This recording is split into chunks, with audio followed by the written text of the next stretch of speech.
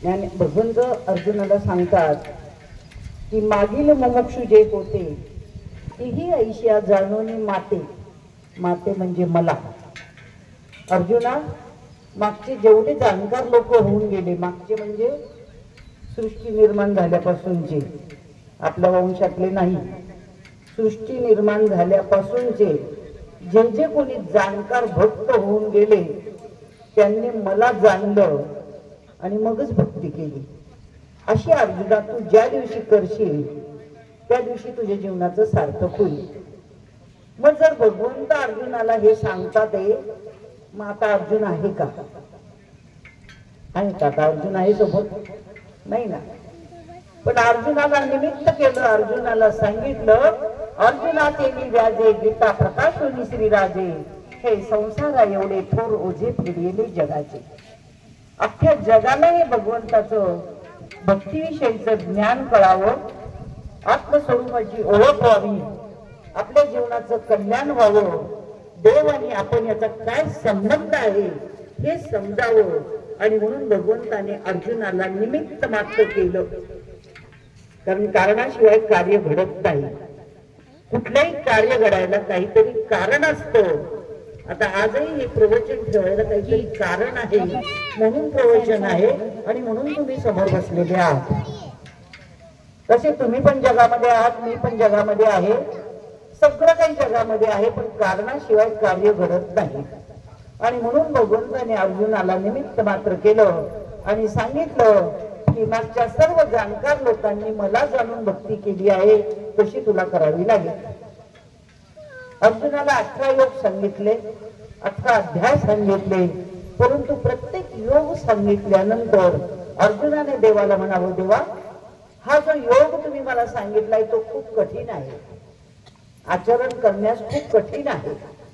आणि बरोबर आहे, आपल्याला जे सोपं आहे तेच आपण करतो, अवघड आहे ते करायला जात नाही, कारण आपली तेवढी कॅपॅसिटी पण नसते. आणि म्हणून अर्जुनाने सांगितलं हे सगळं आचरण करण्यास कठीण आहे. तेव्हा भगवंताने सांगितलं हे फक्त 18 अध्याय 18 योग तुला सांगितले, तू केलेच पाहिजे असं काही नाहीये. पण त्याच्यातलं सर्वात सोपं जे साधन आहे ते म्हणजे भगवंताचं नामसंकीर्तन. की नाम संकीर्तन साधन पै सोपे, जळतील पापे जन्मांतरीचे. आपल्याला जन्मांतरीची पाप घालवायची आहे. आपण आता 25 वर्षाचे, 30, 40, 50, 60, 70 वर्षाचे असू, परंतु ह्या वयामध्ये आपण किती पाप पुण्य केले याचा हिशोब नाही करायचा आहे. मागच्या सर्व जन्मांमध्ये आपण काय काय पाप केली आहेत ती सगळी आता इथे घालवायची आहेत. त्याला भक्ती म्हणतात.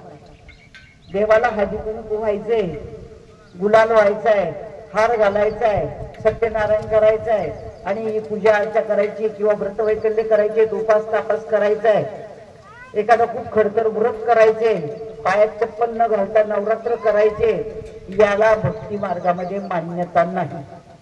कारण ज्ञानेश्वरीमध्ये 13व्या अध्यायात सर्व अज्ञानाची लक्षणं सांगितलेली आहेत. की समाज माझी अशी भक्ती करतो, स्वतः भगवंत सांगतात, भगवान उवाच म्हटलेलं आहे.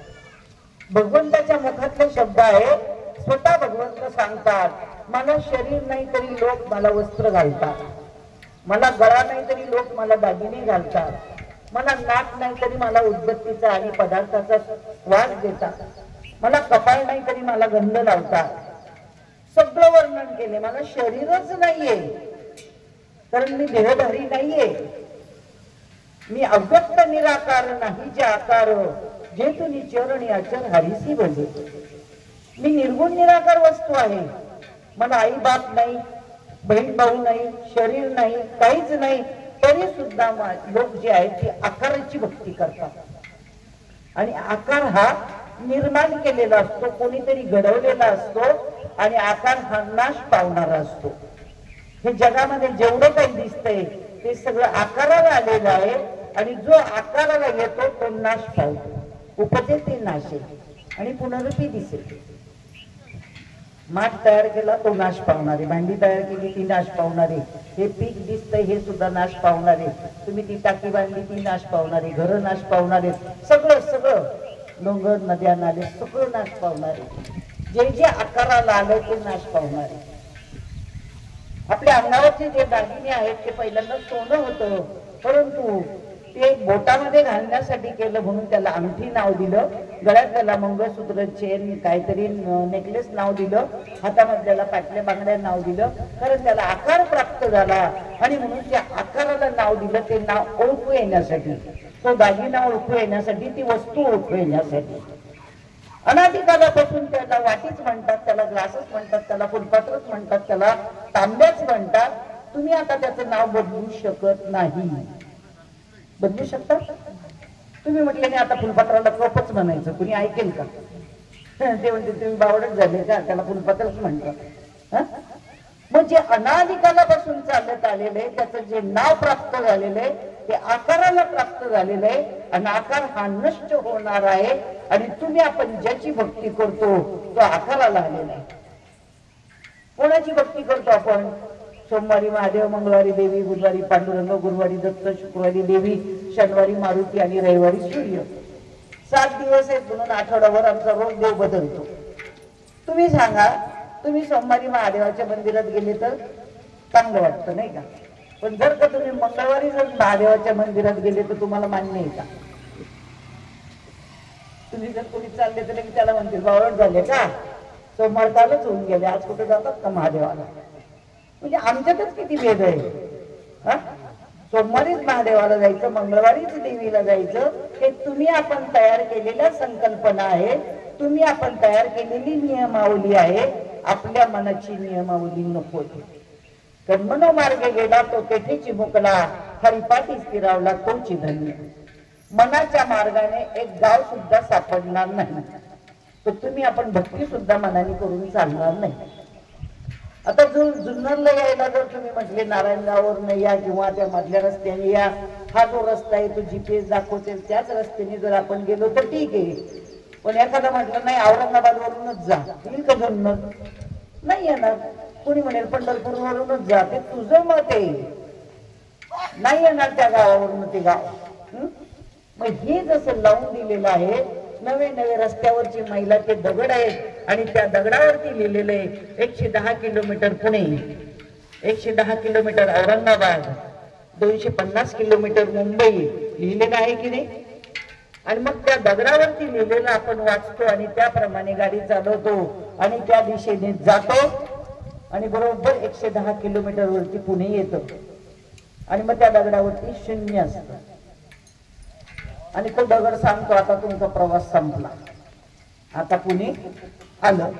मग आता त्याच्याही पुढे प्रवास करावा का आपण? नाही ना. 0चा आकडा त्यांनी सांगितलं, पुणे आलंय, काम संपलं, त्यांनी सांगितलं, पुणे लिहून ठेवलं तिथे. बरोबर आहे का नाही?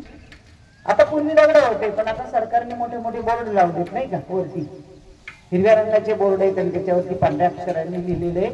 त्यांनी तेच लिहून ठेवलं की Aurangabad 110 kilometre, Pune 110 kilometre, Mumbai 250 kilometre, तुम्हाला ज्या गावाला जायचंय ते नाशिक 265 किलोमीटर. आणि त्याप्रमाणे त्या गावाला गेल्यानंतर तिकडे बाण दाखवला की हा रस्ता वळाला की तिकडे बाण दाखवतो आणि त्याप्रमाणे तुम्ही गेलात की ते गाव सापडतं. बरोबर आहे का चुकीचे? बरोबर आहे ना? मग एक दगड जर तुम्हाला जीवनामध्ये एवढं चांगलं मार्गदर्शन करतोय त्या गावाला जाण्यासाठी, आपल्याला जरी कळत नसलं, आपण शिकलेलं जरी असलो, डॉक्टर, वकील, इंजिनियर, आमदार, खासदार, कलेक्टर नाही का, एवढे जरी आपण शिकलेलं असलो तरी सुद्धा आपल्याला मार्गदर्शनाची गरज आहे. आणि तो दगड सांगतो ना, आपण ऐकतो आणि तो सांगतो जा, आणि त्याप्रमाणे आपण तिथपर्यंत जातो. कोण सांगतो?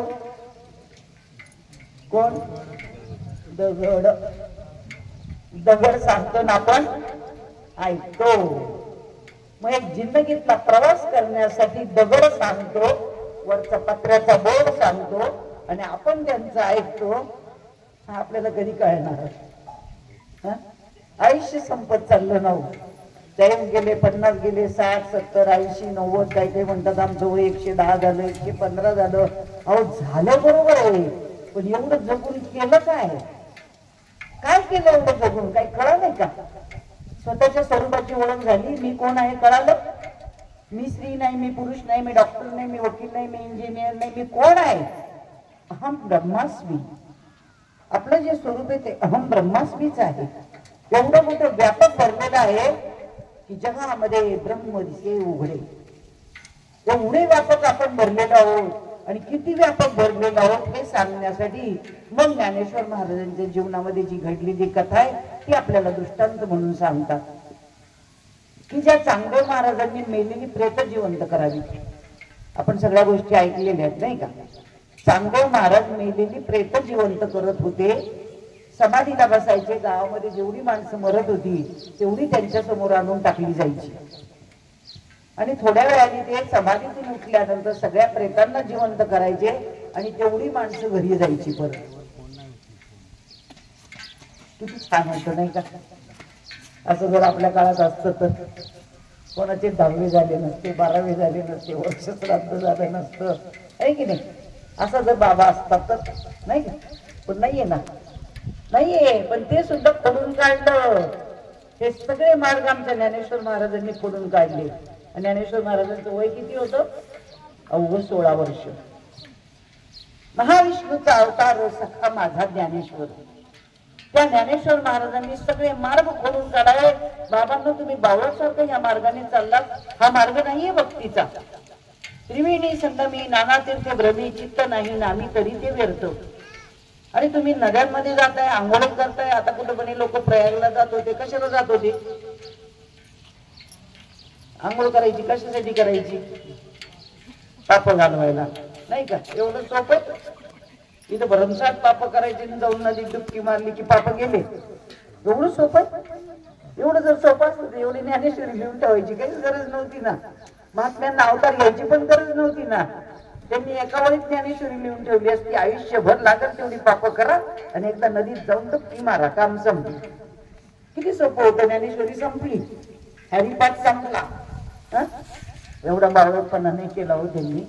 त्यांनी सांगितलं त्रिवेणी संगमी नाना तीर्थे भ्रमी चित्त नाही नामी तरी ते व्यर्थ.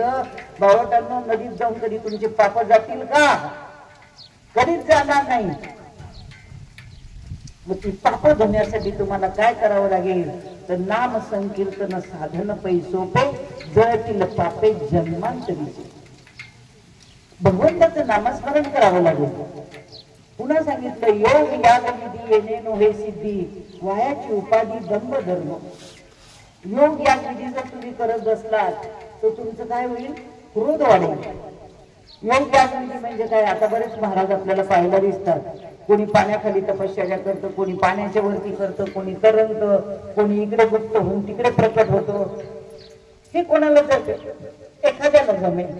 पण खूप आयुष्य पदार्पण करावं लागतं. ते तुमच्या आमच्यासारख्या सांसारिक प्रापंचिक माणसांना ते जमणं शक्य नाहीये. आणि कलियुगामध्ये सगळ्यांना प्रपंच करावा नेटका पण तो दिसून येतो फाटका. प्रपंच करून परमार्थ करता आला पाहिजे. इतकं प्रपंच पाठीमागं लागलेलं आहे, इतकं कर्म पाठीमागं लागलेलं आहे. आणि ते करत असताना आपल्याला भगवंताची भक्ती साध्य करायची आहे. आणि त्याच्यासाठी त्यांनी जे सांगितलं तेच ऐकायचं.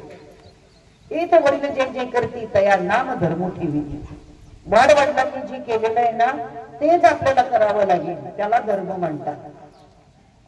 मग तो धर्म आपल्याला करायचा म्हटल्यानंतर वाडवडिलांनी काय केलं तर चांगदेव महाराजांनी जरी मेलेली प्रेत जिवंत केली तरी एके दिवशी ज्ञानेश्वर निवृत्ती सोपान मुक्ताबाई रस्त्याने चाललेले असताना त्यांनी पहिले चांगदेव महाराज समाधीला बसलेले आहेत. सगळ्या प्रेतांचा खच पडलेला आहे.